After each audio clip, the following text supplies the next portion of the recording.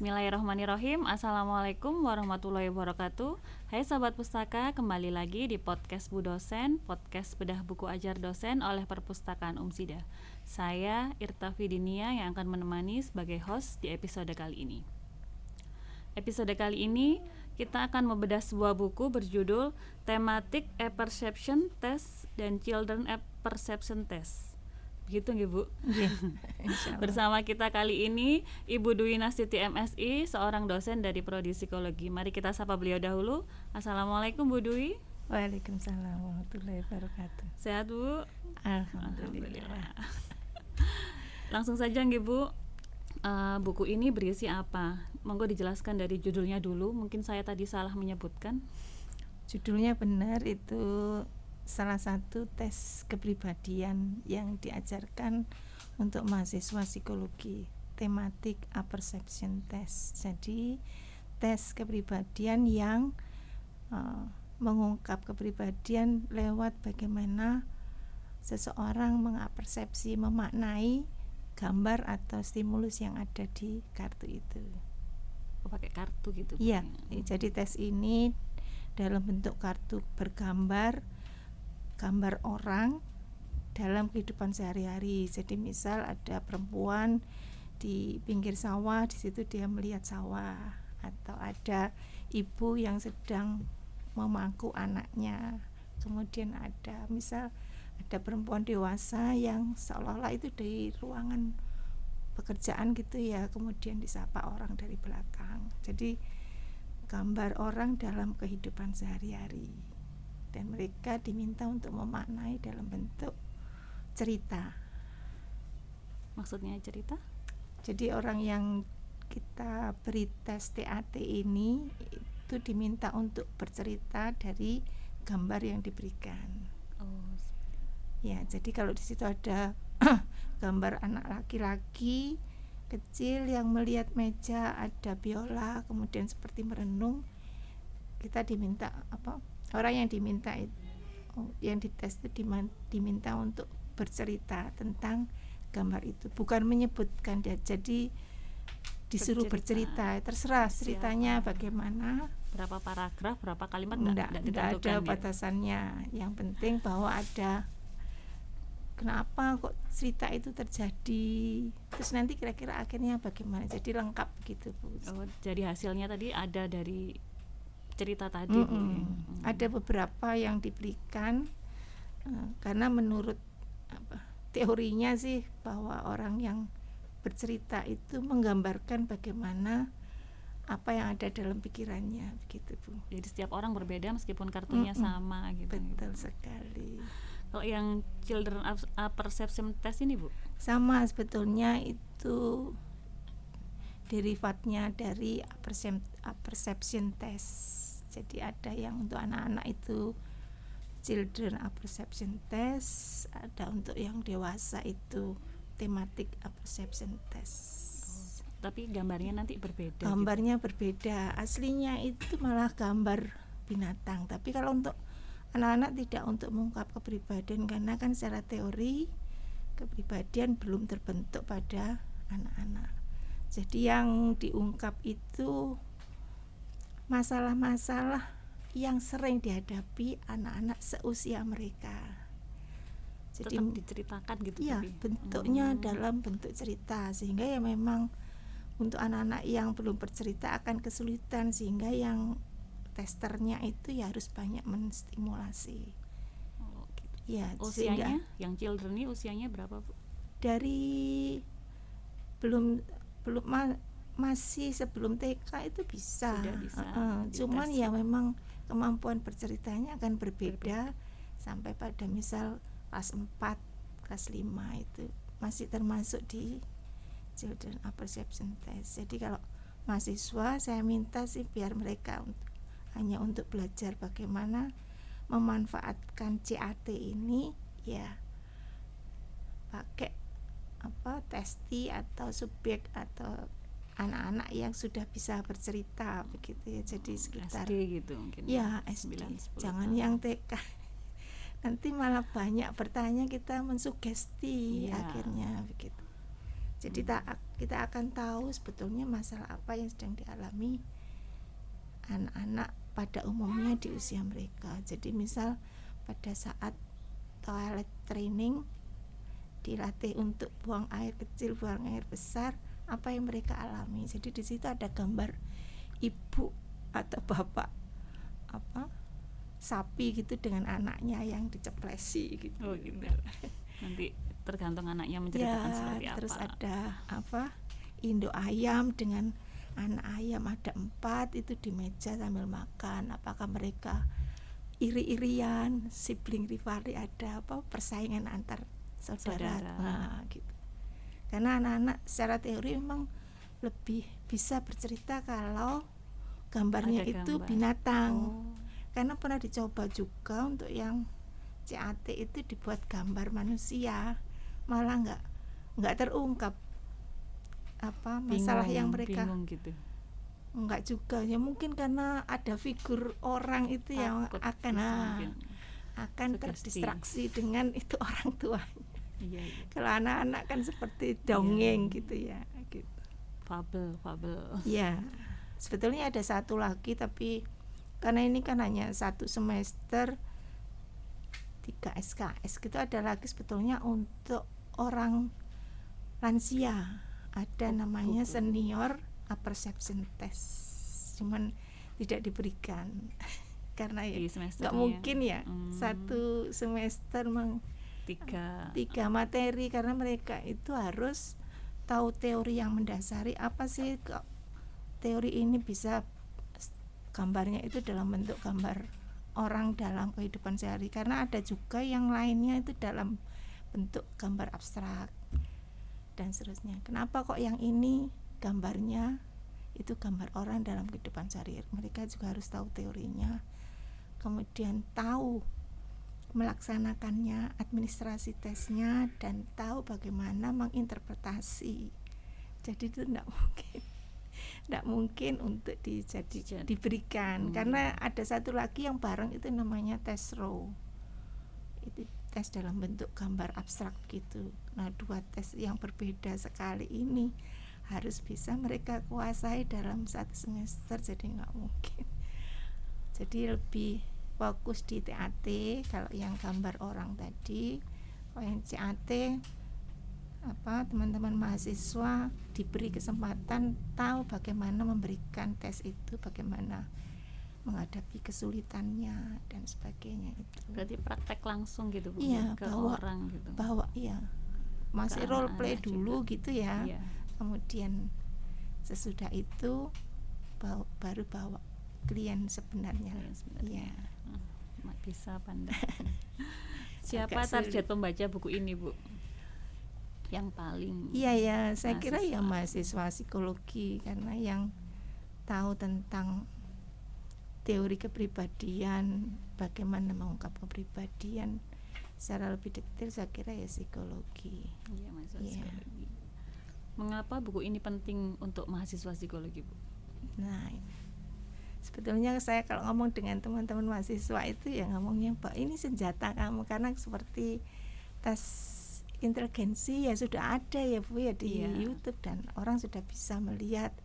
Terus tes gambar orang dan sebagainya itu bisa dimanipulasi. Tapi kalau ini termasuk tes yang non proyektif, jadi memang disuruh bercerita, disuruh menyebutkan secara spontan gitu ya. Jadi secara teori apapun yang disampaikan oleh seseorang secara spontan itu akan menggambarkan kepribadiannya. Jadi ada tes non proyeksi, bentuknya adalah gambar tadi itu ya. Gambarnya kita bikin menurut kita atau sudah ada? Sudah ada kartunya gitu. Sudah ada kartunya. Jadi kalau satu paket begitu TAT itu ada 31 gambar. Jadi kalau dalam kondisi normal ya memang harus 2 hari. Jadi satu klien itu 31 itu menjelaskannya. 20. Tidak semua, karena ada kartu yang itu untuk klien perempuan. Ada yang untuk klien perempuan dan laki-laki sesuai dengan gambarnya tadi. Kalau ada gambar perempuannya ya ada kodenya ya, boy, girl, male, female ada di belakangnya. Itu berarti jenis kelaminnya, subjeknya, ya. subjeknya. Adakah buku jenis yang beredar di sini, Bu, di luar sana? Nggak ada sih, karena itu bukan buku Umum. buku seperti psikologi pendidikan, Ya, yang umum sekali karena itu. ini instrumen alat Iya. tes untuk mengungkap kepribadian. Jadi mungkin kalau ada itu di setiap prodi psikologi atau fakultas psikologi, dosen pengampunya pasti ada. Oh, di setiap fakultas ada gitu. Insya Allah ada, universitas Bu, gitu. karena saya sendiri dulu itu buat ini karena memang nggak ada di sini panduannya. Jadi saya nyusun dari buku induknya, kemudian ada modul praktikum sederhananya dari pencipta pengarang buku aslinya. Iya. Untuk pembedanya mungkin, Bu, dari pengarang aslinya tadi, buku ini apa? Yang setahu saya itu kalau TAT ya hanya TAT saja. Oh gitu. CAT saja. Oh, enggak jadi satu. Kalau bukunya Iya. buku ini jadi satu gitu, Iya, kompleks. karena memang kemudian ini jadi materi yang harus dikuasai anak-anak mahasiswa dalam satu semester ini. Yang tahu saya TAT sendiri, CAT sendiri. Okay. Ya. Hal menarik apa yang ada di buku ini, Bu, yang harus diketahui mahasiswa mungkin, gitu? Nah, itu tadi bahwa kita bisa mengetahui kepribadian seseorang itu dari apa yang mereka lakukan di dalam kehidupan sehari-hari. Karena kalau buku satunya itu mengungkap kepribadian dalam diri seseorang, tapi kalau yang TAT ini mengungkap kepribadian seseorang lewat bagaimana interaksi dia dengan orang lain di lingkungannya. Jadi di situ kita akan tahu sebetulnya kebutuhan orang itu bagaimana, itu akan terlihat dari apa yang dilakukan. Saya akan mau kesini misal, ya karena saya ingin ada kebutuhan untuk membahas tentang buku saya sehingga bisa lebih dipahami. Kalau saya nggak butuh itu, ya mungkin saya akan menolak gitu. Maaf ya, misal apa saja. Jadi kita akan tahu bagaimana kepribadian seseorang itu dari apa yang dilakukan setiap hari. Karena apa yang dilakukan oleh setiap orang setiap hari itu sebetulnya didasari oleh adanya kebutuhan. Nggak ada orang melakukan sesuatu tanpa alasan, nggak ada.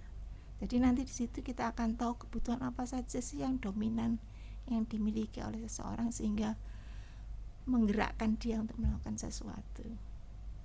Dari tes TAT dan itu stimulusnya, gambarnya itu dalam kehidupan sehari-hari. Jadi cerita yang akan muncul ya pasti cerita kehidupan sehari-hari. Kita tahu nih, Bu, sifat orang dari jahat, baik gitu. Iya, tahu semuanya. Tahu. Keren. Tahu ya. Terus kalau seseorang cemas itu kecemasannya apa sih? Apa yang kecemasan yang dialami itu, kecemasan tentang apa, itu enggak hanya sekedar tahu cemas atau tidak, tapi apa yang dicemaskan itu juga bisa kita ketahui. Ini ngomongnya benar atau hanya sekedar defense saja, ataukah ada kemudian gangguan psikologis di situ, itu juga bisa diketahui. Mungkin ada tindak lanjut dari TAT tadi, Bu, di buku ini dijelaskan gitu. Maksudnya tindak lanjut? Hasil dari, kan kita menulis hasil dari TAT-nya tadi gitu nih. Mungkin ada tindak lanjutnya dari untuk TAT mahasiswa tadi. Atau klien. Oh, nah pada dasarnya semua tes kepribadian atau tes psikologi lainnya itu diberikan sesuai dengan tujuan tesnya. Seperti TAT ini biasanya digunakan untuk pra-konseling. Jadi kita tahu apa sih sebetulnya yang dibutuhkan sehingga dia punya masalah ini, diberi TAT dulu, kemudian diberikan konseling sesuai dengan kondisi tes tadi ya, pra-konseling tadi. Terus apakah ada progres atau tidak, diberikan TAT lagi. Karena pasti akan ada perbedaan. Ya. Apakah dari cara menyampaikan cerita, karena itu juga ada maknanya. Dia ceritanya tegang misal, itu juga ada maknanya, atau ceritanya dengan ekspresi tertentu, itu dimaknai di situ. terus isi ceritanya apa, karena bisa berbeda tergantung tadi. Kalau misal saya punya masalah dengan teman dosen misal, karena saya nggak sesuai dengan pendapat mereka, yaitu akan muncul di cerita yang gambarnya tentang ya koordinasi dengan orang lain. Itu nanti mungkin sesudah konseling ceritanya mungkin akan berbeda. Nah, itu bisa diketahui dari pemberian tes tadi. Salah bisa satunya aja kan Bu ya, kalau saya menuliskannya dengan baik gitu, maksudnya nggak sesuai gitu. nggak sesuai suasana hati saya gitu kan juga bisa gitu. Bisa, sangat bisa. Oleh karena itu antisipasinya itu memang cerita itu diberikan 10, tidak hanya 10 gambar kita dan diberi kebebasan. Dan tentu memang salah satu yang penting, kenapa ini juga hanya bisa dilakukan psikologi, karena di pengantar tes itu biasanya ada istilahnya raport. Jadi bagaimana pendekatan kita awal dengan orang yang mau dites itu. Itu saya tekankan, karena kalau enggak kamu enggak akan bisa menemukan gambaran kepribadian yang sebenarnya kalau memang tujuannya untuk mengungkap kepribadian. Kalau misal saya dengan saja, kalau misal saya nggak tahu ya mungkin gak enak ya ngomongnya, tapi canggung begitu. Kalau sudah kenal enak. Nanti kalau misal raport itu sudah dilakukan, maka ada perasaan nyaman dari orang yang diajak ngomong, oh ya gak apa-apa, ini misal kita ngomong apa terserah. Nah dari situ dia akan mungkin awalnya ya masih cerita karena sering lihat sinetron misalnya, tapi lama-lama nanti akan enggak, karena sesuai, nanti akan ada akan ada beberapa gambar itu yang tema ceritanya itu sama walaupun ceritanya berbeda. Iya. Tapi yang diceritakan itu sama, kebutuhan apa gitu. Jadi sebetulnya membutuhkan perhatian dari lawan jenis misal. Nah, itu akan muncul di beberapa cerita gambarnya itu. Tadi. Apalagi kalau sampai 2 hari. Tapi kalau teman-teman mahasiswa sih hanya 1 hari ya. Karena memang pemberian ini bisa dilakukan dalam waktu 1 hari kalau menangani kasus. Jadi anggap saja ini menghadapi kasus, tapi enggak. Kalau memang untuk mengungkap kepribadian ya memang harus 2 hari. 10 kartu pertama, yang hari kedua. Gitu, nah itu bisa hanya yang 1 hari saja. Kalau yang ya sama seperti kalau tadi ya kebutuhan untuk konseling atau terapi ya 10 kartu. Tapi 10 kartu itu juga ada beberapa pilihan, karena secara teori ada tokoh ini menyarankan pakai paket kartu ini, kartu ini. Lalu rencana ke depan Bu Dwi untuk buku ini bagaimana? Mungkin akan ditambahi di senior perception test ya. Nah, atau kalau enggak sebetulnya juga tertarik. Nah, yang sudah saya lakukan itu mahasiswa memilih subjeknya itu yang punya karakteristik sama. Semester kemarin itu saya coba mahasiswa pilih subjeknya itu adalah Gen Z. Nah, ada 4 pilihan, Gen Z laki-laki dan perempuan yang masih remaja dan sudah dewasa. Karena kan usianya antara remaja dan dewasa, itu remaja akhir dan dewasa awal. Nah, tinggal nanti kita belum sempat lihat saya, tapi sudah ada datanya. Mungkin ada perbedaan dari kelompok usia atau enggak. Kalau enggak ya mungkin kesimpulannya ya sebetulnya Gen Z ya wes kayak gini gitu. Jadi saya coba menemukan makna tertentu dari subjek yang sudah dipilih mahasiswa, enggak sekedar wis pokok sembarang wis mahasiswa atau orang. Nah, kita tunggu karyanya Bu, ini menarik sekali sih bukunya ini. Iya, karena mengenali orang, mengenali sifat. Ya, karena kan sebetulnya ada beberapa macam tes psikologi untuk mengungkap kepribadian. Ada yang dalam bentuk pernyataan itu ya, misal memilih 2 kalimat mana yang menggambarkan. Nah itu kadang-kadang masih bisa manipulasi Bohongi, ya. berbohong gitu. Jadi kita masih pengen kelihatan bagus. Nah, kalau yang ini yang tes kepribadian dalam kelompok non proyeksi ini biasanya adalah dalam bentuk gambar yang tidak bisa ditebak, sehingga yang muncul keluar atau jawaban yang muncul yaitu aslinya dia gitu. Karena kita tidak bisa mengatur 10 cerita masalah kalau di TAT. Nah, biar mereka tidak tahu sebelumnya, ya memang gambarnya nggak boleh walaupun ada tapi dalam posisi tidak terlihat gitu. Waktunya Bu mungkin satu gambar itu berapa menit? Nggak dibatasi. Iya. Cuma biasanya sih paling banyak 5 menit. Kita cerita 5 menit itu sudah panjang ceritanya kan. 5 menit mulai dari sesudah instruksi disampaikan. Bisa panjang itu. Kadang ada yang cuman imajinasi dahulu. Ya itu tadi bahwa imajinasi itu sudah disampaikan. Jadi boleh yang ngarang cerita apa saja sesuai dengan imajinasi, sehingga memang berimajinasi lah. Waktu imajinasi itulah kontrol diri kita lepas, nggak berfungsi lagi, dan itu akan menunjukkan sisi bagian dalam teorinya sih begitu. Menarik sekali Bu. Mau baca bukunya lebih dalam. Nanti kalau nggak bisa tanya Bu Dwi. Teorinya karena seperti tes lain itu teori kepribadiannya berbeda-beda Bu. Kalau ini teori Murray, kalau ada yang tes itu Freud dan sebagainya gitu Bu. Dasar teorinya. Dasar teorinya tadi. Landasan teorinya. Begitu beda-beda. Jadi kalau misal belum pernah mendapatkan mata kuliah psikologi kepribadian yang modern, maksudnya bukan yang lama, yang apa, kalau orang gemuk itu karakteristiknya gini, enggak, yang itu yang ada teorinya itu mungkin ya akan agak sedikit menyulitkan karena membayangkan nanti interpretasinya arahnya kemana gitu Bu. Menarik sekali bukunya. Mungkin sebelum kita akhiri ada closing statement dari Bu Dwi Nastiti. Apa ya? Monggo. Berkaitan dengan buku ini. Bisa mahasiswa, bisa dari prodi, monggo.